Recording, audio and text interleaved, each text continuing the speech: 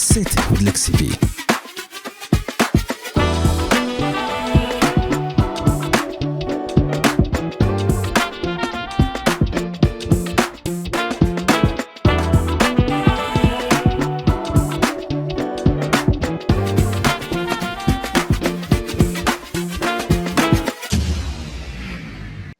Hello, Jerry. How are you? I'm doing good. I'm doing good. How are you doing? I'm good. So, I'm gonna talk about it. I saw a video that you created on Instagram, or at least I saw it on Instagram. I do not know where it was originally placed, Jerry, where you basically told people, and I think this is really geared toward the American public, that when you look at the statistics and the numbers of how many Americans there are in the world compared to how many other people there are in the world, it's very small. So, what happens when Americans take themselves out of the center of the narrative and recognize that billions of people live differently and still thrive? And I was so fundamentally moved by that video, especially in the climate that we're in the United States. And I'm so glad that someone broke it down. So, before we get started on this lesson, I just wanted to ask you, what made you want to say that on the interwebs? I appreciate that. So, funnily enough, before I made that video, I was having a conversation with my friend and his girlfriend, and we were just talking about life and Yeah. our experiences. And I remember we got in a conversation of America and global, international perspectives, and I had asked them. I said, by the way, what would if you guys could guess what portion that America takes up of the world's population, what would you guess? And my friend's girlfriend guessed like 30-40%, and then my friend actually guessed around the right number, which is 4%.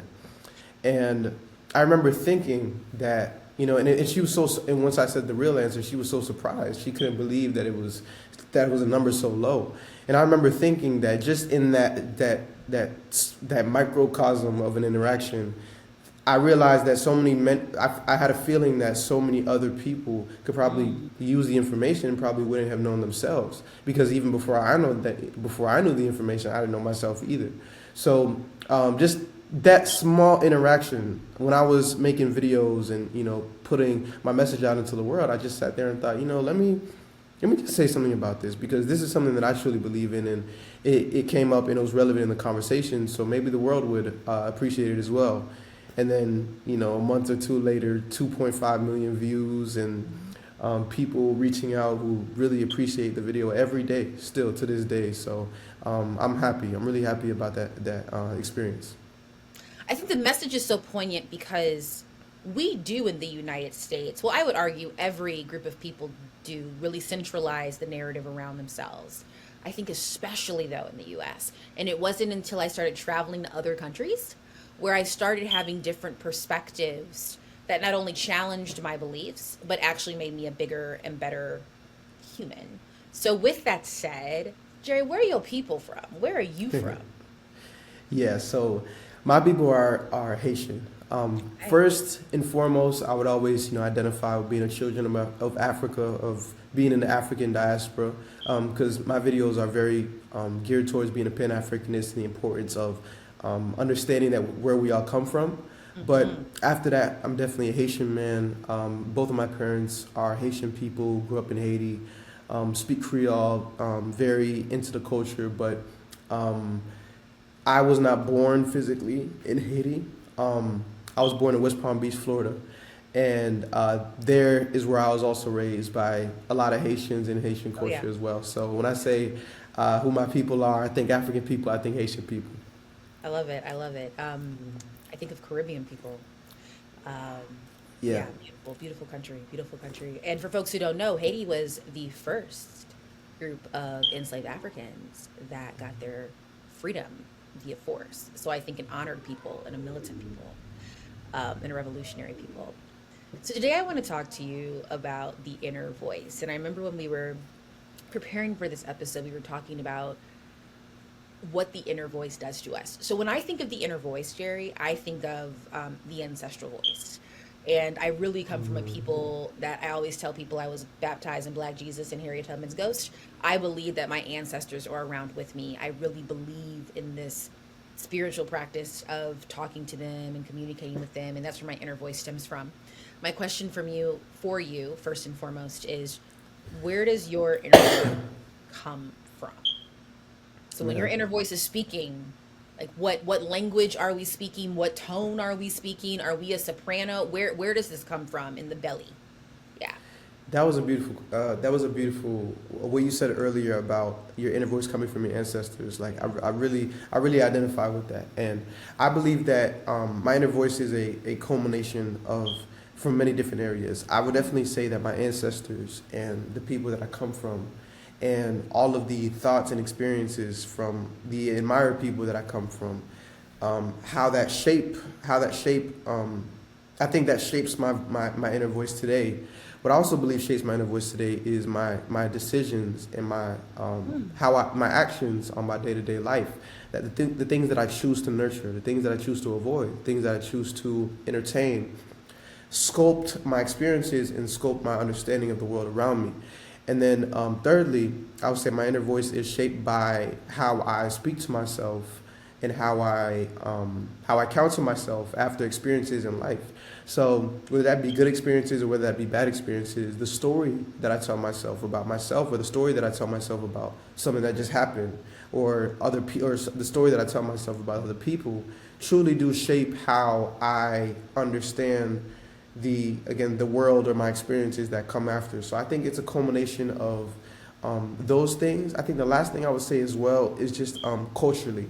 I think the culture that I come from, just the simple our values, and especially my parents, the people around me, are the values that I've had projected onto me, and the values in which I understand life, which is honesty, transparency, respect, consideration, bravery. Those things, those values that I grew up around, and I saw the value of very quickly that I saw at an early age, really do shape how I speak to myself about the world. So where did this start? Because I distinctly remember when I had to have my moment, right, in fetal position in the corner of my apartment as a very young adult, and just say, like, I have to give in to my inner voice because these people out here are going to put me down paths that are not for me. So I have to start listening to myself. What was that point for you when you said, okay, I have to start listening to me and honoring me before I walk out in the world and make decisions that impact me and also my people in the world? That's such a real question. I think from a very young age, I realized the things that I cared about, and I think there was a phase in my life where I lost touch with the person that I knew I was, almost the inner child per se. Growing up, I remember always being very curious, very creative, and very compassionate. I was always curious about the people around me. I always wanted to learn more. I always wanted to listen to my friends. I always wanted to make new friends. I always wanted to learn about the world. I was very creative. So in my job today, I'm a creative director, and a lot of that has to do with drawing. So in the ideation process or the the conceptual process of a project, just using drawing and using certain mediums to communicate ideas. Right. That's something that I've loved since I was a kid. Ever since I picked up a pencil, I've loved drawing. Excuse me. I love drawing. I love creativity. And the third thing is compassion. I always had compassion, and I was always a very compassionate kid. I always wanted to stand up for people who weren't being spoken for, and I always really identified with people who are being hurt. So I think those three things, as I move in the world now, I think they really cultivated my inner voice, again, from a very young age, where I understood that was the lens of which I understood people, and that was the lens of which I understood the world. And today, with my videos, again, I lost touch with that for a while because I felt like, and I won't say completely, but I felt that I had to perform for the world in a certain way. I felt that I had to show up in the world in a way that was not authentic to who I was and the things that I believed in. I thought I had to squelch my what I believed in to get a job. I thought I had to squelch what I believed in to make friends, to get into this thing. And I let a lot of those voices, those anxieties of people around me get into my head. But it wasn't until last year, in December, where I realized that this is who I am, and I can't run away from that. And if not me, then who? You know, that's something that I really repeated to myself often when I was making my videos, that I'm the only one who has my vision and my understanding of the world. I'm the only person who's in my position who can help other people and mean something, stand for something for the rest of the world. And once I asked myself that question, I stopped complaining. I stopped. Who else am I expecting to be myself? I have to walk in the world as the person that I know I am, in my light, in my power, in my truth. So yeah, that's how I would answer that question. It started as a young age. I started from a young age, but then through my experiences in life and shaping and molding me, I found my authenticity back, and I just began to mold it radically and powerfully later in my life. I think it's interesting that how we raise children, we raise them as babies to be authentic, right? We tell children they can be an astronaut and a ballerina and a chef at the same time. And then something happens as they grow up where we're like, too much, right? And I think that a lot of us, regardless of race, creed, who we love, and where we come from, have that very similar development experience. It is so freeing to see someone as an adult say, no, but actually I want to be a chef, an astronaut, and a ballet dancer at the same time. So what happened last December for you to say, I can't do this anymore? I can't live this weight of what people want me to be or what I think people want me to be. And I'm just going to follow my inner voice and do me. And if you like it, fantastic. And if you don't, that's also great too. What happened to make you make that switch? That's a great question. These past 2 to 3 years have just been filled with a lot of challenges, emotional turmoil, and isolation, especially in family, family situations. Just been health issues, there's been internal issues, family issues, and it got to the point where I had to seriously question the presence of my family in my life, for at least my immediate family, for the rest of my life. I had to make a decision about who I wanted to be and who I wanted to have around me. And that was a really hard decision, and the isolation that came after that was tough, because when you make decisions in life, especially strong decisions, you kind of have to expect what comes after it. That's the price that you pay for making strong decisions. And I think what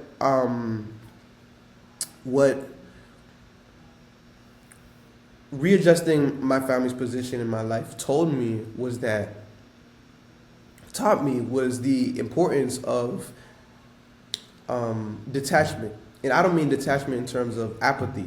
I don't mean detachment in terms of I don't care about the world around me, but coming from a standpoint of appreciation, that I wanted to live a life where the people around me, the things that the positive things, the beautiful things that I saw in them, I wanted to mean. I wanted to surround myself around people who I can express myself around, because they are people who I admire. They are people who I would like to embody. They are people who I would like to be influence me. And having to make that decision with people that were so close to me, so core to my life, to my upbringing, truly showed me part of what really matters in life. What really matters in life is people.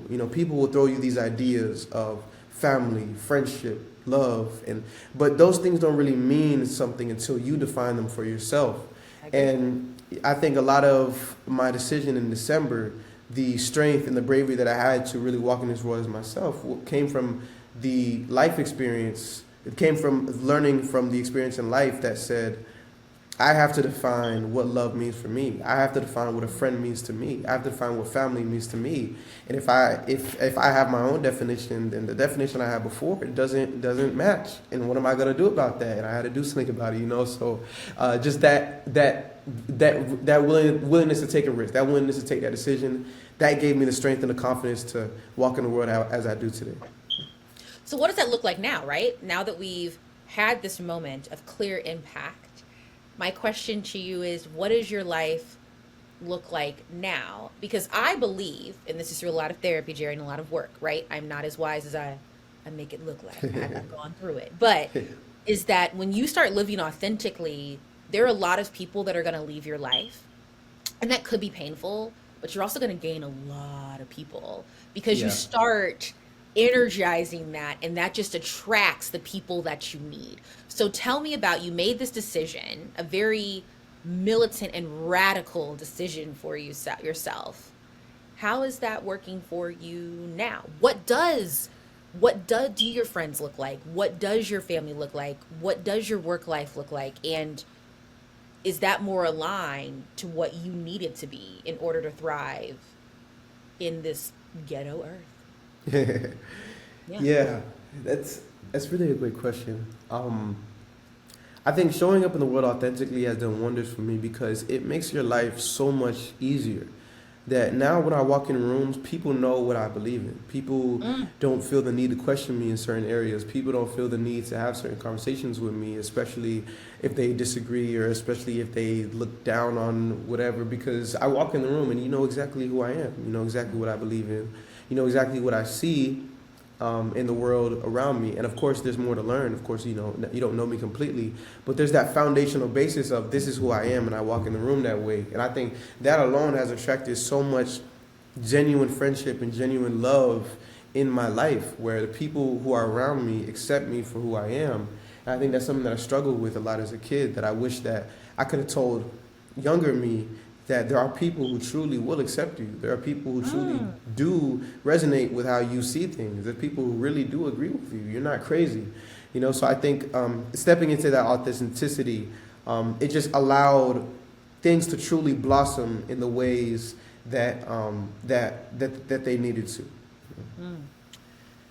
What advice would you give to someone who's currently trying to navigate that inner voice?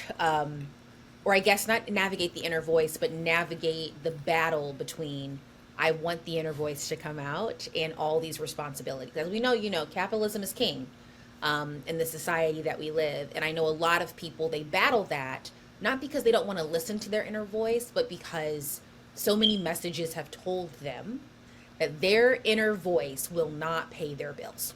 Full stop. What is your advice to them? Yeah. That's a great question. And I would argue that what is the alternative? And if we consider the alternative, most of our bills aren't getting paid anyway. Most of us are living paycheck to paycheck. Most of us are financially struggling. Most of us, you know. You're gonna call spade a spade, okay? Yeah, exactly. So I think capitalism gives us this impression that any of this is working, which is not. Yeah, most Americans, if you trip and fall down the stairs and hurt your arm, you will come back with a bill that you cannot pay, and that will affect your life adversely for most of us. So I would say just the premise that the people who find the most success under this capitalist system are the people who are the most inauthentic, or the people who minimize themselves and what they want. Like, those people are the people who succeed. It's just a lie. And if we look up, we realize that. And not even going to the venture capitalists, the Elon Musks, because I don't aspire to be that either, you know. But I think any type of safety, any type of financial success that you're looking for, there are many ways to attain it. And I think that's what I would tell anybody who's in that position, that there are many different ways to pay your bills. And the most important thing is inserting yourself in society finding your value, finding your place, finding where you are valuable, in this system, in the free market, in enterprise. And I think if you find where you're valuable, the first step to finding your value, showing up as who you are, and that's how you're able to really garner the value that you have. First, you have to say something and be something, and choose to embody something about the world around you. How do you define success? Because you just talked about success. I'm going to assume in a capitalist standpoint, which is more money. I would argue more money, more problems, and more oppression. How do you define success? Because when I had to do this work, and I did a lot of it for many years, I would argue I'm still doing this work. I had to start redefining what success looks like for me in order to show up authentically. So I had a goal that authentically aligned with what I wanted and my values. How do you define success? That's a great question. I saw this TikTok recently, and ever since I saw it, I replayed it like every day. I replayed it like every day after I watched it. In the TikTok, it was a woman speaking about money and how her opinions around money have changed in her life. She grew up with money. She grew up affluent, and later in her life, she had to experience poverty. And she talked about how that kind of shaped her experience. And what she said was something along the lines of, "You don't need money to have a life. You need a life to have money." And especially growing up, not having a lot of money, and seeing my parents financially struggle, that quote meant a lot to me, because I think I centered money in my life in a way that was unhealthy and unproductive. What I truly believe now is that money is a resource, and resources come in many ways. People are resources. Time is a resource. Nature is a resource. Freedom is a resource. But you have resources all around you. And I think one thing that capitalism robs us of is having a holistic view of what we have access to. There are many times where to gain access to something, at some point in your life, it won't look like swiping your Apple Pay. Sometimes it'll look like asking a friend of yours to do something for you, right? We pay for services in money, but a lot of times you can get those same services by just saying, "Hey, I'll mow your lawn and you watch the kids tonight." So just understanding that resources are abundant, and money is abundant because money is a resource. I think I would start there. I think success to me means having resources and having the ability to express and contribute to the things that I care about. And I think if you're gonna start your framework of success with money, I think a lot of people quickly can fall into materialism, because the understanding is money and I want to buy things. I want money and I want to buy things. I want money and I want to pay my bills. I want money and I want to pay for this, pay for that, for that. But I think if you come from the point of starting before the money even comes in your pocket, what do you want to nurture? What do you want to express? Who do you want to give money to? Who do you want to give resources to? What do you want to build? Then when you start there, then you already know your definition of success, because you know what you want to do. And you can, and I think the last thing I want to say about that question is that no matter how much money you have, no matter how much resources you have, if you haven't defined what's important to you, you will never be satisfied not with the amount of money that you have, but you will never be satisfied with the way your life is going. You will never be satisfied with how many friends you have, with how much access you have, because you haven't defined why you're here. So it's a quote that I love. It's and this is loosely said, but a sailor who doesn't know where he's going favors no wind. The wind is taking you wherever it's going. You have no satisfaction anywhere because you don't know where you're going. So that's what I would say. I define success in that way. I think a person has to define what they care about, what they value, and then everything branches off from there. Well, I think to second that, I think the issue is that, especially as Black bodies, because we also have to own that, right? You Yes. come from this Pan-African experience of being the first generation immigrant of Haitians, right? my experience in the world is that I was born and raised in St. Louis, Missouri. Okay. Mm-hmm. Both sets of my grandparents came from the American South. I know that I am a product of the enslavement of trafficked West Africans. But especially as black bodies, I always tell people my relationship to money is just so layered. Because at one point, I was money. Like literally, the body of my That's ancestors real. was money. So, on one hand, I That's live in a real. capitalist society. I know that I need to make money because the society that I live in order to live, in order to pay for food, in order to get basic needs, I need money. On the other hand, money infuriates me because when I see dollars, I see blood, right? What Yeah. I've learned and what I tell people as a person who does work in corporate spaces is that when you negotiate your contracts, think of money as a tool. And I think many times if you don't come from money and therefore are not used to money in a bank, you look at money as like, I want to have more money Yeah. instead of saying, I want to gain this and that cost this, and this is how much money I need. And I do Yeah. think the reframing and redefining of money as a tool, like I say it, or money as a resource, like you say it, which is a lot more poetic and very honest, would actually set people free from the burden, the shame, the embarrassment of not having, you know? Yes, definitely, definitely. You said that perfectly. I definitely agree. That simple reframing does so much for your mental. It makes you come from an entirely different place. So yeah, 1,000%.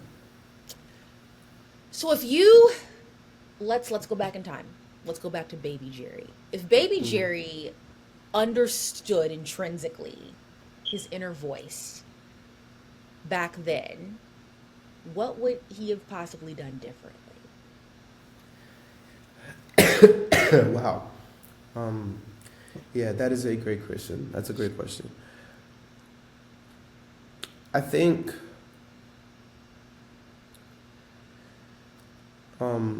I'm on a phase of life right now where I'm truly learning how to love all the versions of myself, and um, at one side, one side of me wants to tell young Jerry that